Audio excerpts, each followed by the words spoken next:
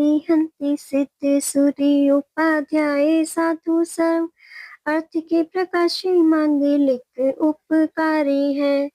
जिनको स्वरूप जान रागते भय जो भक्ति काय को न माए स्तुति उच्चारी है। धन्य धन्य तेने हित काज सब आज भये कर जोड़ बार बार वंदना हमारी है। मंगल कल्याण सुख ऐसो हम चाहत हैं। हो मेरी ऐसी दशा जैसे तुम धारी है।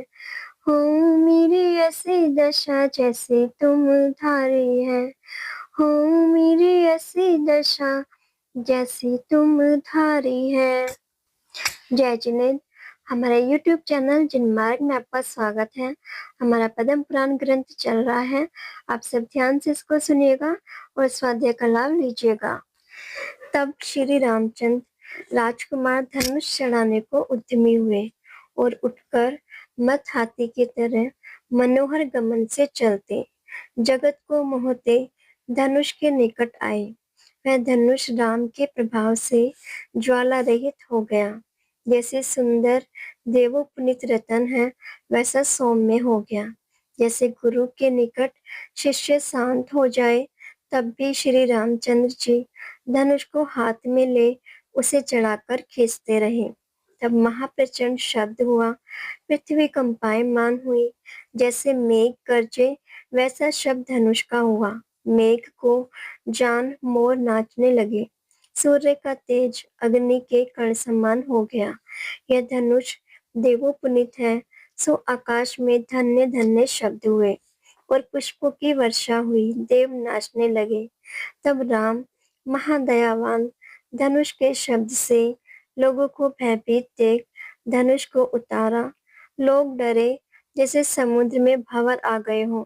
तब सीता अपने नेत्रों से श्री राम को देखती रही। कैसे है नेत्र?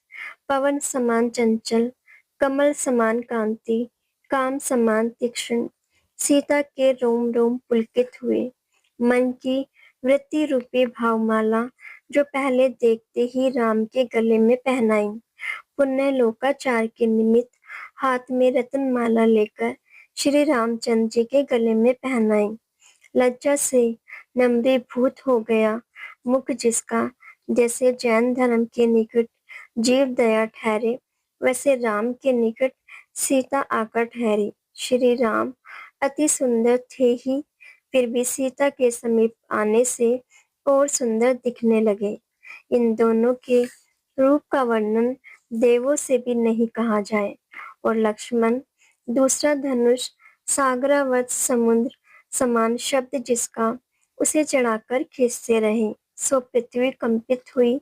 आकाश में देवों ने जय जयकार किया। पुष्प वर्षा हुई।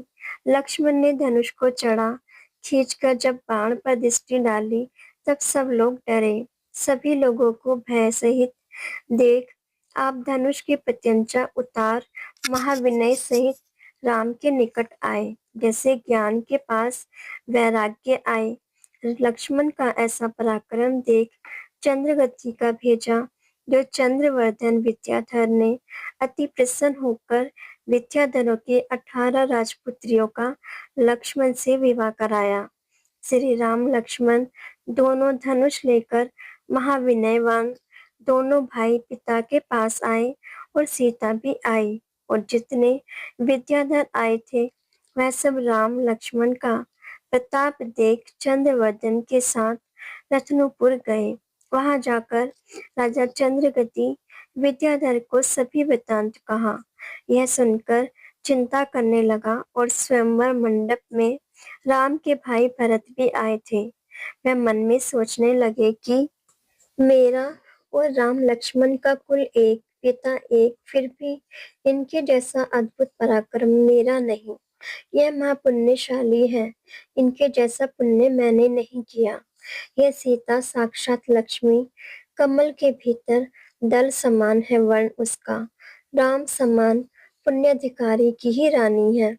तब कैकेयी भरत की माता सब कलाओं में प्रवीण भरत के मन का अभिप्राय जान पति के कान में कहने लगी, हे नाथ, भरत का मन कुछ उदास दिखता है। कुछ ऐसा करो कि भरत विरक्त न हो जाए। राजा जनक का भाई कनक, उनकी पुत्री सुप्रभा, उसकी पुत्री लोक सुंदरी है। उन्हें स्वयंवर मंडप की रचना कराओ और वह कन्या भरत के कंठ में वरमाला डाले तो भरत प्रसन्न होगा। तब दशरथ ने यह बात कनक के पास पहुंचाई। तब कनक ने दशरथ की आज्ञा प्रमाण जो राजा गए थे उनको पुनः बुलवाया। यथा योग्य स्थान में ठहरे उन राजाओं के मध्य जो भारत रूप चंद्रमा उसके कनक की पुत्री लोक सुंदरी माँ अनुराग से मन रूपी माला तो भरत को देखते ही डाली थी। पुण्य लोकोपचार मात्र से रतन पुष्प की माला भरत के कंठ में डाली। कैसी है कनक की पुत्री? कनक समान प्रभा है। जैसे सुभद्रा ने भरत चक्रवर्ती को माला पहनाई, ऐसे यह दशरथ के पुत्र भरत को पहनाई। गौतम स्वामी राजा शैनिक से कहते हैं, हे शैनिक, कर्मों की गति विचित्र देखो। भरत जैसे विरक्त मन राजकन्या पर मोहित हुए। शेष सभी राजा उदास हो अपने अपने स्थान गए। जिसने जैसे कर्म किया उसको वैसा ही फल प्राप्त होता है। किसी के द्रव्य की इच्छा करने से वह द्रव्य प्राप्त नहीं होता। मिथिलापुरी में सीता और लोक सुंदरी के विवाह का परम उत्सव हुआ। मिथिलापुरी ध्वजा और तोरणों के समूह से मंडित, महासुगंध से भरी, शंख और बाजों से पूरित है। श्री राम और भरत के विवाह का महा उत्सव हुआ। गरीबों को धन दिया गया। अनेक राजा विवाह का उत्सव देखने के लिए आए। वे राजा दशरथ एवं जनक, कनक दोनों भाइयों से अति सम्मान पाकर अपने अपने स्थान गए। राजा दशरथ के चारों पुत्र सीता एवं लोक सुंदरी महा उत्सव के साथ अयोध्या के निकट आए। कैसे हैं दशरथ के पुत्र? संपूर्ण पृथ्वी पर प्रसिद्ध है कीर्ति जिनकी। परम रूपवान, परम गुण रूपी समुद्र में मगन है। रत्नों के आभूषणों से शोभित शरीर जिनका, माता पिता को हर्ष जाने वाले अनेक प्रकार के वाहनों से पूर्ण सेना जिनके, अनेक बाजों की ध्वनि, समुद्र समान गर्जना जिसकी, ऐसी सेना सहित राजमार्ग होकर महल में पधारे। मार्ग में जनक और कनक की पुत्री को सभी देख देख हर्षित होकर कहे कि इनके समान और कोई नहीं, इनका शरीर उत्तम रूपवान है। सीता और लोक सुंदरी को देखने नगर के सब नर नारी मार्ग में आकर खड़े हो रहे हैं। नगर के दरवाजों से लेकर राजमहल पर्यंत मनुष्यों का पार नहीं। ऐसे दशरथ के पुत्र, इनके श्रेष्ठ गुणों की जैसे जैसे लोग स्तुति करते वैसे वैसे ये नीचे हो रहे। महासुखों को भोगने वाले ये चारों ही भाई सुबुद्धि अपने अपने महल में आनंद से विराजे। यह सब शुभ कर्म का फल विवेकी जन जानकर ऐसे पुण्य करो जिसे सूर्य भी अधिक प्रताप होगा। जितने शुभ सुख देने वाले फल हैं, ये सब धर्म का प्रभाव है, और जो महानिंद कटु फल है वह सब पाप का फल है। इसलिए सुख के कारण पाप क्रियाओं को छोड़ो एवं पुण्य क्रियाएं करो। राम और सीता से तथा भरत का लोक सुंदरी से विवाह करने वाला वर्णन 28वां पर्व पूर्ण हुआ। पर्व 29, राजा दशरथ का धर्म श्रवण। अथांतर आषाढ़ शुक्ला अष्टमी से अष्टानिका पर्व में महा उत्सव हुआ। राजा दशरथ जिनेन्द्र भगवान की महापूजा करने को तैयार हुए। राज्य में धर्म की अति प्रभावना है। राज्य की सब रानियां, पुत्र, बंधु, परिवार जिन प्रभु की महापूजा करने के लिए कोई पंचवर्ण रत्नों के चूर्ण से मंडल बना रहे हैं, कोई रत्नों की माला बना रहे हैं, कोई भक्ति कर रहे हैं, कोई इलायची, कपूर, सुगंधादि द्रव्यों से जल को सुगंधित करते हैं, कोई सुगंध जल से पृथ्वी की शुद्धि करते हैं, कोई अनेक प्रकार की परम सुगंधित वस्तुएं पीस रहे हैं, कोई जिन मंदिरों के द्वार की शोभा अति देदीप्यमान वस्त्रों से करा रहे हैं, कोई अनेक प्रकार के धातुओं से मंदिर की दीवारें सजा रहे हैं। इस प्रकार अयोध्यापुरी के सभी लोग वीतराग प्रभु की भक्ति करते हुए अत्यंत हर्ष से पूर्ण जिन पूजा के उत्साह से उत्तम पुण्य को प्राप्त करते रहे। राजा दशरथ ने भगवान का महाविभूति से अभिषेक कराया। अनेक प्रकार के बाजे बजे। तब राजा ने 8 दिनों के उपवास किए। अरहंत देव की अष्ट द्रव्यों से पूजा की। अनेक प्रकार के सहज पुष्प एवं स्वर्ण रत्नों के पुष्पों से अर्चा की। जैसे नंदीश्वर दीप में देवों सहित इंद्र जिनेन्द्र की पूजा करते हैं, ऐसे राजा दशरथ ने अयोध्या में पूजा की। और राजा ने चारों ही पटरानियों के पास गंधोदक भेजा। सो 3 रानियों के पास तो युवा स्त्री शीघ्र ही पहुंची। समस्त पापों को दूर करने वाला जिन गंधोदक को रानियों ने मस्तक व नेत्रों पर लगाया और रानी सुप्रभा के पास वृद्ध खोजा ले गया था, सो वह शीघ्र नहीं पहुंचा। इसलिए रानी सुप्रभा को क्रोध और शोक हुआ। मन में सोचने लगी कि राजा ने 3 रानियों को तो गंधोदक भेजा और मेरे पास नहीं भेजा, सो राजा का क्या दोष। मैंने पूर्व में पुण्य नहीं किया। वे पुण्यवती सौभाग्यवती रानियां महाप्रशंसा करने योग्य हैं। उनको भगवान का महापवित्र गंधोदक नरनाथ ने भेजा। अपमान से जले मेरे हृदय को और किसी प्रकार से शांति नहीं होगी। इसके लिए मरण ही शरण है। ऐसा विचार कर विशाख नाम के भंडारी को बुलाकर कहा, हे भाई, यह बात तो किसी से मत कहना। मुझे विष से प्रयोजन है, अतः तो शीघ्र ही ले आ। तब पहले तो उसके मन में शंका हुई। पुनः सोचा कि कोई औषधि के कारण मंगवाया होगा। वह लेने को गया। रानी उदास मन से वस्त्र और सेज पर सोई। राजा दशरथ ने राजमहल में आकर 3 रानियां देखी, पर सुप्रभा को नहीं देखा। सुप्रभा से राजा का विशेष प्रेम, इसलिए राजा रानी के महल में आए। उस समय जो विष लेने को भेजा था वह भी आया और कहा, हे रानी जी, यह विष लो।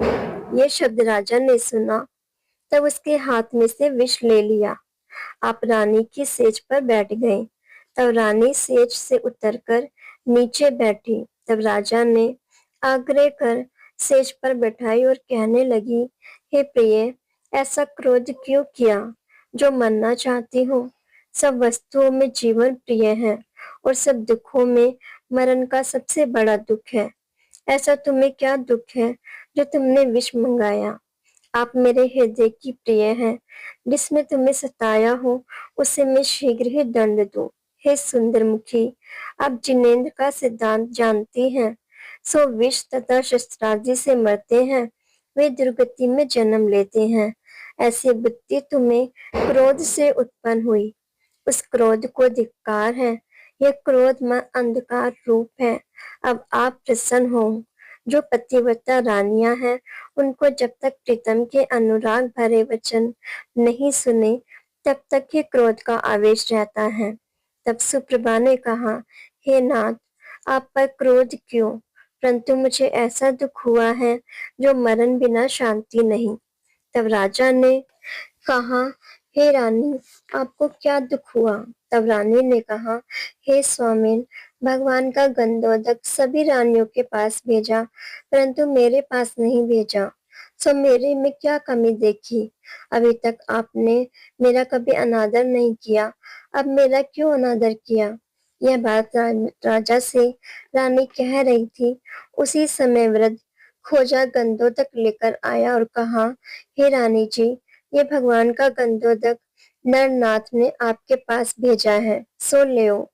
और उसी समय तीनों रानियां भी आई और कहा, हे रानी जी, पति की आप पर अति कृपा है। आप क्यों क्रोध को प्राप्त हुई? देखो, हमारे पास तो गंधोदक दासी ले आई और आपके पास तो व्रत खोजा लेकर आया। पति का प्रेम आपसे कम नहीं है। अगर पति में अपराध भी हो तो वह आकर प्रेम की बात कहे तो उत्तम इससे प्रसन्न ही होती है। हे शोभने, पति से क्रोध करना सुख में विघ्न का कारण है, इसलिए क्रोध करना उचित नहीं। सभी रानियों ने इस प्रकार संतोष दिया। तब सुप्रभा ने प्रसन्न होकर नेत्र एवं शीश पर गंधोदक लगाया। राजा खोजा से क्रोध कर कहने लगे, हे निकृष्ट, तुमने इतना समय कहाँ लगाया? तब वह भय से हाथ जोड़ शीश नवाकर कहने लगा, हे देव, मेरी अत्यंत वृद्ध अवस्था हीन शक्ति है, मेरा कहाँ अपराध? मेरे पर आप क्रोध करो सो मैं क्रोध का पात्र नहीं। जवान अवस्था में मेरे हाथ हाथी के सूंड समान दृढ़ थे, अब कर्मों के उदय से शरीर शिथिल हो गया। पहले ऊंची नीची जमीन राजहंस की तरह कूद जाता, क्षण मात्र में शीघ्रता से मनवांछित स्थान पर पहुंच जाता। अब स्थान से उठना भी कठिन है। आपके पिता के प्रसाद से मैंने इस शरीर को बहुत लड़ाया, सो अब ये कुमित की तरह दुखदाई हो गया। पहले मेरे में शत्रु को नाश करने की शक्ति थी, अब तो लाठी के सहारे भी महाकष्ट से फिरता हूँ। बलवान पुरुषों से खींचा जो धनुष, उसके सामने मेरी पीठ टेढ़ी हो गई है और सिर के बाल अस्थि समान श्वेत हो गए हैं। मेरे दांत भी गिर गए हैं, मानो शरीर का दुख देख नहीं सकते। हे राजन, मेरा संपूर्ण उत्साह नष्ट हो गया। ऐसे शरीर से कुछ दिन जी रहा हूँ, यह बड़ा आश्चर्य है।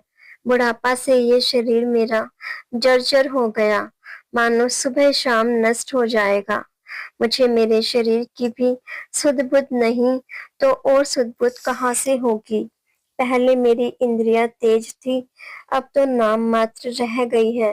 पैर रखो किसी जगह, गिरता किसी अन्य जगह। सभी पृथ्वी आंखों से अंधकार रूप श्याम दिखती है। ऐसी अवस्था हो गई है, तो भी बहुत वर्षों से राज्य की सेवा करता हूँ, सो अब छोड़ नहीं सकता हूँ। पके फल समान मेरा शरीर, उसको मृत्यु रूपी काल शीघ्र ही भक्षण करेगा। मुझे मृत्यु का ऐसा भय नहीं जैसा आपके सेवा चूकने का भय है, और मेरे आपकी आज्ञा का ही अवलंबन है और कोई सहारा नहीं। शरीर की शक्ति नहीं, इसलिए देर होती है, इसका मैं क्या करूं? हे नाथ, मेरा शरीर बुढ़ापा के अधीन जान क्रोध मत करो, कृपा ही करो। ऐसे वचन खोजा के सुनकर राजा दशरथ बाया हाथ गाल पर लगाकर चिंतवन करने लगे। अहो, ये जल के बुदबुदे समान असार शरीर क्षण भंगुर है। यह यौवन मध्याह्न के सूर्य समान तेज सहित है, फिर भी संध्या के प्रकाश समान अनित्य है, अज्ञान का कारण है। बिजली के चमत्कार समान शरीर और संपदा के लिए अत्यंत दुख के साधन रूपी कर्म ये प्राणी करते हैं। महादुख के समूह ऐसे भोग ही जीवन को ठगते हैं, इसलिए भोग महाठग है। यह विषय विनाशिक है, इनसे प्राप्त हुआ जो दुख मूढ़ प्राणी सुख रूप मानते हैं, ये मूढ़ जीव विषयों की अभिलाषा करते हैं और इनको मनवांछित विषय दुष्प्राय है। विषयों के सुख देखने मात्र के मनोज्ञ हैं, इनके फल अति कटु हैं। ये विषय इंद्रधनुष के समान नश्वर है। संसारी जीव विषय सुखों को चाहते हैं, वह बड़ा आश्चर्य है। जो श्रेष्ठ मनुष्य है, वे विषयों को विष तुल्य जानकर छोड़ देते हैं और तप करते हैं। यह पुरुष धन्य है। अनेक विवेकी जीव पुण्य अधिकारी महा उत्साह से जिन शासन के प्रभाव से ज्ञान को प्राप्त हुए, मैं कब इन विषयों का त्याग कर स्नेह रूपी कीचड़ से निकलकर जिनेन्द्र का तप धारण करूंगा। मैंने इस पृथ्वी की बहुत सुख से प्रतिपालना की एवं भोग भी मनोवांछित भोगे और पुत्र भी मेरे पराक्रमी है। अब भी मैं अगर वैराग्य को धारण नहीं करूं तो ये बड़ी विपरीत क्रिया है। हमारे वंश की यही परंपरा है कि पुत्र को राज्य लक्ष्मी देकर वैराग्य को धारण कर महाधीर वीर तप करने के लिए वन में प्रवेश करते हैं। ऐसा चिंतन कर राजा भोगों से उदास मन होकर भी कुछ दिन घर में रहे। हे सैनिक, जो वस्तु जिस समय जिस क्षेत्र में जिसको जितनी प्राप्त होनी होती है उस समय उस क्षेत्र में उसको उतनी ही प्राप्ति निश्चय से होगी। अब हम जगत के सभी जीव सुखी हो, इसी मंगल भावना के साथ यही विराम लेते हैं। कल हम इससे आगे का स्वाध्याय करेंगे। इसे आगे सुनने के लिए चैनल को सब्सक्राइब करें, लाइक करें और शेयर करें। जय जिनेन्द्र।